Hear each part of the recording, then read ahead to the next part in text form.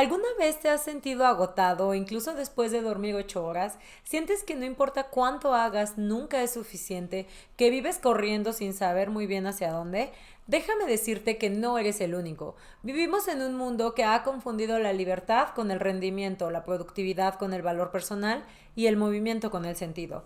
Cuando leí La Sociedad del Cansancio, sentí que por fin alguien ponía en palabras el vacío que vemos cada vez más comúnmente en la sociedad actual. Un cansancio que no es físico, sino existencial, un agotamiento del alma. Este no es un libro de autoayuda, es un espejo, uno que, si tienes el valor de mirar, puede cambiar la forma en que entiendes tu vida. Acompáñame a develar La Sociedad del Cansancio. La nueva esclavitud. Byung-Chul Han lo dice sin rodeos. Resulta muy difícil revelarse cuando víctima y verdugo, explotador y explotado son la misma persona. Eso somos hoy, esclavos de nosotros mismos. No necesitamos un jefe cruel que nos obligue a trabajar, nos obligamos solos. Nos exigimos todo el tiempo, queremos ser mejores, más sanos, más felices, más exitosos. Y cuando no lo logramos, nos culpamos. La sociedad del siglo XXI ya no es disciplinaria, sino una sociedad de rendimiento.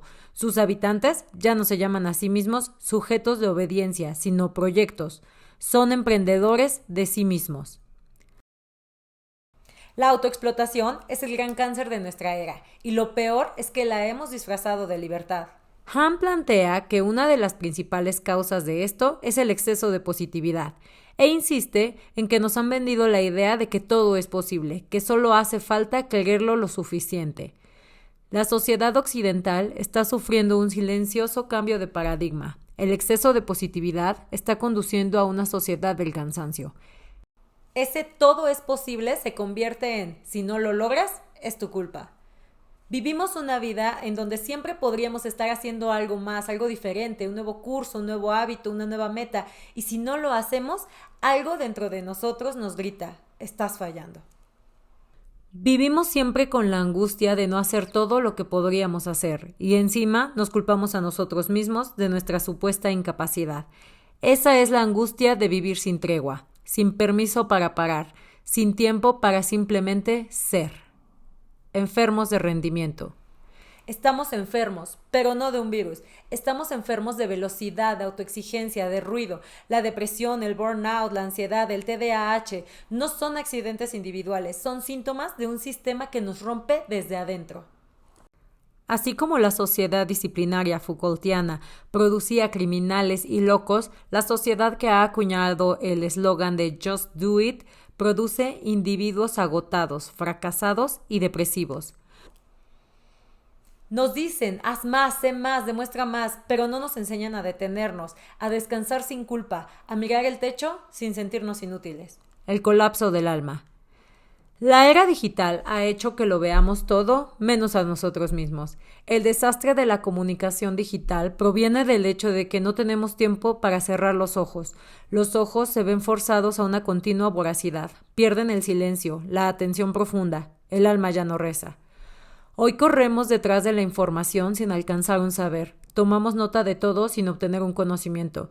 Viajamos a todas partes sin adquirir una experiencia. Nos comunicamos continuamente sin participar en una comunidad.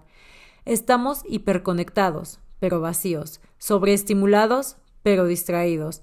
Nunca antes hubo tanto acceso a todo y tan poca profundidad. El alma, dice Han, ha perdido su capacidad de rezar. Porque para orar, para habitarte, necesitas pausa, y la pausa hoy es casi un pecado. Y si la verdadera revolución no fuera correr más rápido, sino detenerse, solo una sociedad que sabe demorarse, contemplar, puede resistir el vértigo de la hiperproductividad. A veces pienso que el acto más radical hoy es mirar el cielo sin tomarle una foto, quedarte en silencio sin reproducir música, ser capaz de sentarte contigo mismo sin hacer nada.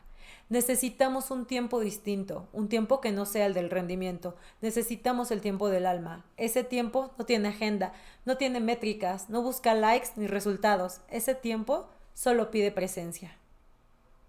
Quizás no necesitemos más motivación, sino más espacio para escucharnos. Quizás no es que estemos rotos, es que estamos agotados de fingir que no lo estamos. Si este video te tocó una fibra, tal vez sea hora de parar, cerrar los ojos, respirar y recordar quién eres, más allá de lo que haces. Hasta la próxima.